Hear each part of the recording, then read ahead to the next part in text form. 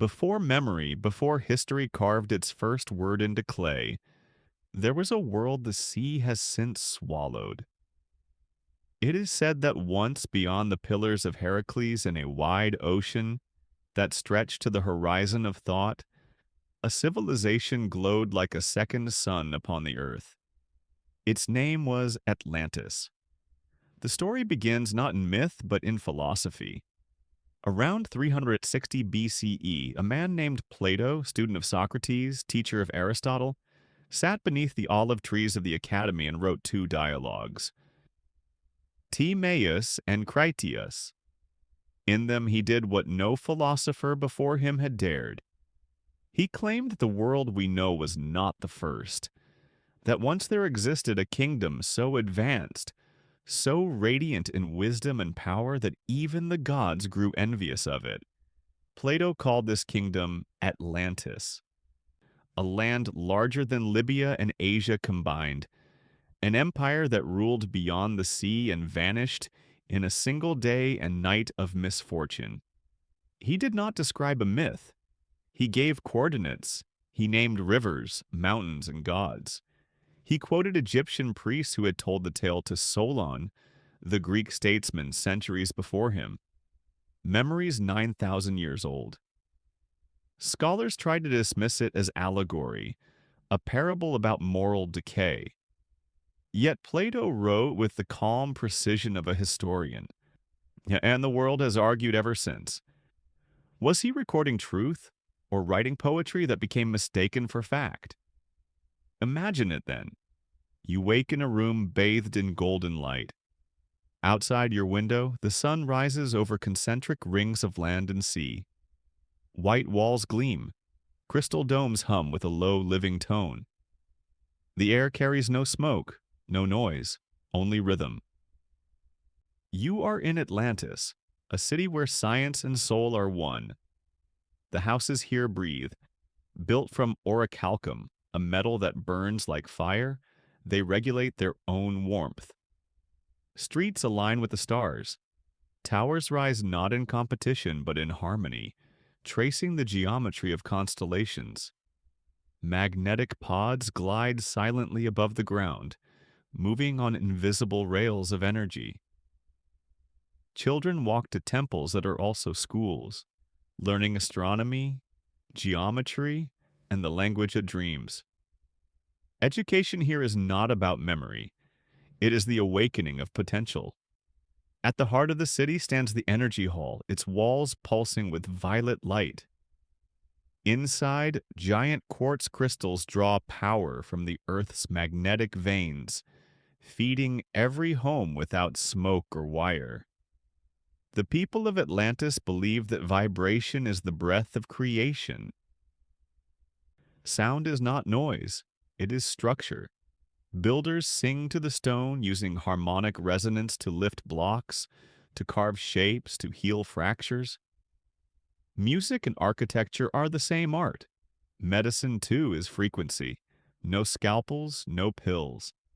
Patients lie beneath domes, shaped like prisms, while colored light moves across their skin. Healers tune the body as one might tune an instrument, adjust its pitch until harmony returns. Illness is seen not as an enemy, but as a note out of key. Some step into crystalline pods called rejuvenation chambers, where slow pulses of light repair DNA and awaken ancestral memory. The Atlanteans say life is long not because they fear death, but because they remember how to renew. Their leaders are not born but chosen. Kings and queens earn the throne their test of wisdom, discipline, and compassion. Around them sit councils of sages, healers, and scientists, the masculine and feminine in perfect balance. The high temple of Poseidon glitters at the center, its walls lined with orichalcum, its altars engraved with formulas of energy and prayer. Governance is treated as geometry. Every decision must find equilibrium. Work here is worship. Artists, engineers, priests, and farmers share the same reverence for craft. There is no boundary between sacred and practical. A sculptor shaping crystal, a navigator studying the stars, a mother teaching her child, they all serve the same harmony. To live in Atlantis is to live consciously. Even breathing is ritual.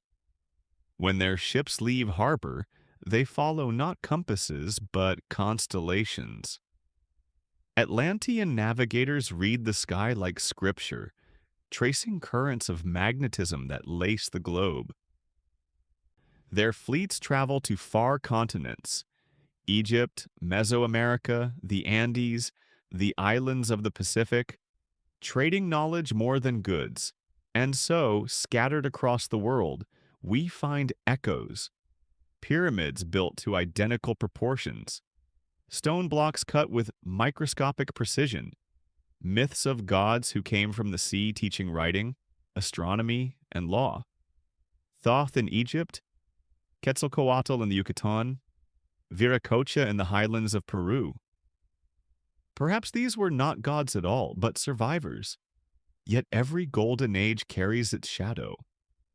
Over centuries, the people of Atlantis began to forget why they were blessed. Power replaced purpose. Curiosity curdled into pride. The harmony between technology and morality fractured. Their priest warned of imbalance, energy used without wisdom, mind divorced from spirit. But progress is deaf when it believes itself immortal. And then came the night. The sea grew restless, the ground shuddered beneath marble streets. From the horizon, fire rose as mountains cracked open. Quakes shattered the towers, domes split like shells. In a single day and night of misfortune, the island sank. Water devoured light, and silence took the throne.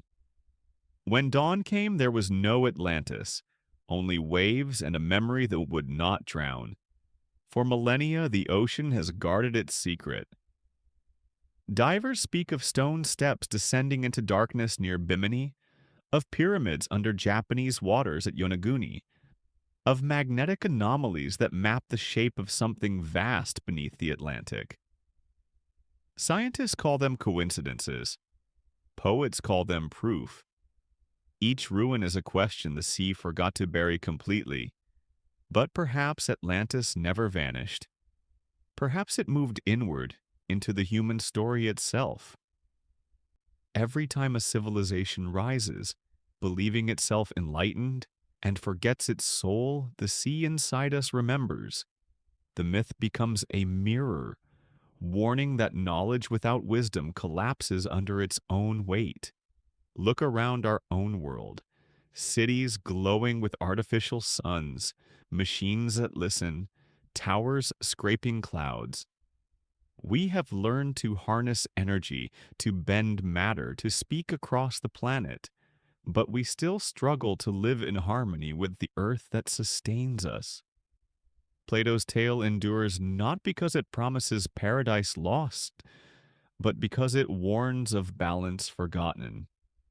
And so the ocean keeps whispering. When the tide withdraws at dusk and the light turns silver, some swear they hear a low hum beneath the waves, the faint vibration of a world that once sang in perfect pitch with creation, a reminder written in water. Atlantis was not merely a city, it was an idea. An idea that civilization and consciousness could rise together, that power could exist without greed, that knowledge could serve rather than consume. And when that idea was betrayed, the earth itself reclaimed it, so that one day when humanity was ready, it might remember. The story ends where it began, with Plato, pen in hand, gazing westward toward the sea. He writes, "And in a single day and night of misfortune, the island of Atlantis disappeared into the depths of the ocean." But myths do not die. They wait.